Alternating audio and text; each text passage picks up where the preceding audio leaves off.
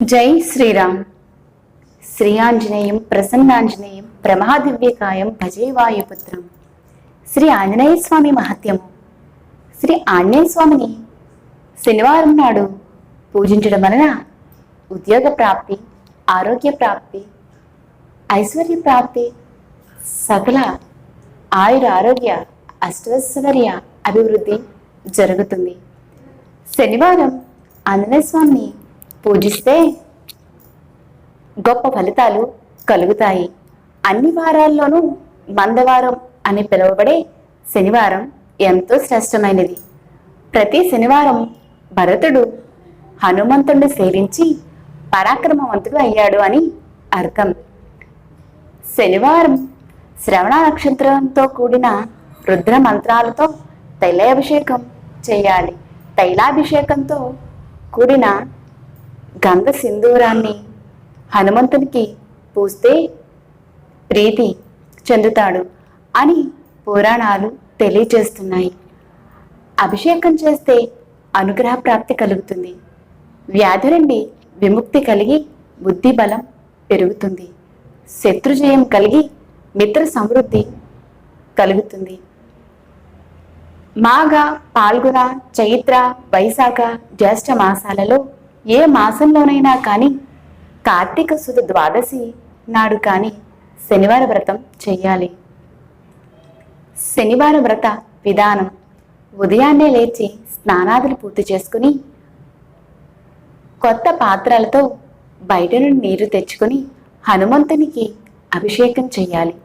అన్ని వర్ణాల వాళ్ళు, అలాగే స్త్రీలు, పురుషులు, పిల్లలు, పెద్దలు ఎవరైనా సరే 40 రోజులు ఇలా నీటితో అభిషేకం చేస్తే కోరిన కోరికలు ఫలిస్తాయి. ఆంజనేయ స్వామికి చెందిన అనేక మంత్రాలలో ఏదో ఒకదాన్ని గురువు ద్వారా ఉపదేశం పొంది యథావిధిగా జపించాలి. దీని వలన ధనలాభం, ఉద్యోగ ప్రాప్తి లభిస్తాయి. శనివార వ్రతానికి ఇంకో కారణం కూడా ఉంది. శనిగ్రహం ఎంతటి క్రూర స్వభావుడో అంతటి సౌమ్యము కలవాడు. ఒకసారి శనిదేవుడు హనుమను సమీపించి, మారుతి, నేను శనీశ్వరుడను, అందరినీ పట్టి బాధిస్తాను. ఇంతవరకు నిన్ను పట్టుకోలేదు, ఇప్పుడు చిక్కావు అన్నాడు. దానికి హనుమంతుడు, శనీశ్వరుడా, నన్ను పట్టుకుంటావా లేక నాలో ఉంటావా? నాలో ఉండదలిస్తే ఎక్కడ ఉండాలని కోరికగా ఉంది అని ప్రశ్నించాడు. అప్పుడు శని హనుమంతుని శిరస్సు మీద ఉంటానని చెప్పాడు. సరేనని శిరస్సు మీద శనిని కూర్చోబెట్టుకున్నాడు ఆంజనేయుడు.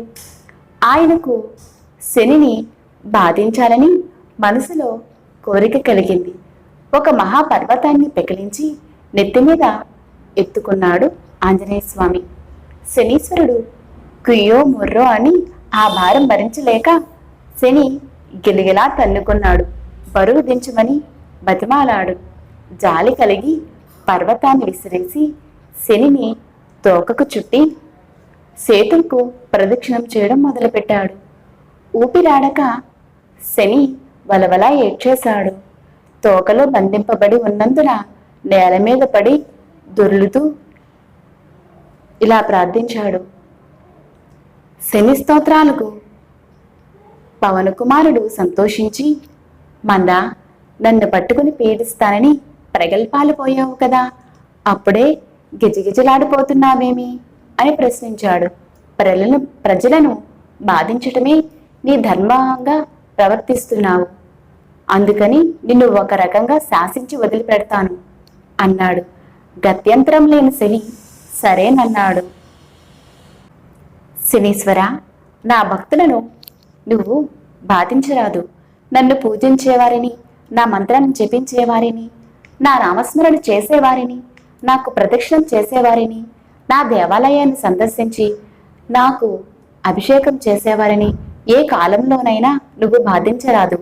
మాట తప్పితే కఠినాతి కఠినంగా నిన్ను దండిస్తాను అని చెప్పి శనీశ్వరునితో వాగ్దానం చేయించుకున్నారు ఆంజనేయ స్వామి. అందుకే శనివారానికి ఇంత ప్రాధాన్యత సంతరించుకుంది. శనిని తోకతో నేల మీద పడేసి లాగటం వల్ల శనీశ్వరుడు శరీరమంతా గాయాలై చాలా బాధపడ్డాడు. ఆ బాధ నివృత్తికే శనీశ్వరుడికి తైలాభిషేకం చేస్తారు. ఈ విధంగా తైలాభిషేకం చేసిన వారిని శనిదేవుడు బాధించడు. శనివారం రాగానే హనుమంతుని పూజించాలి. ఆయన శనివారం జన్మించడం వలన శనివారానికి అంతటి ప్రాముఖ్యత లభించింది. అందుకే శనివారం చేస్తే హనుమంతుని పూర్వ సర్వ కామ్యార్థ సిద్ధి కలుగుతుంది, సకల శ్రేయస్సును ఇస్తుంది. జై శ్రీరామ్.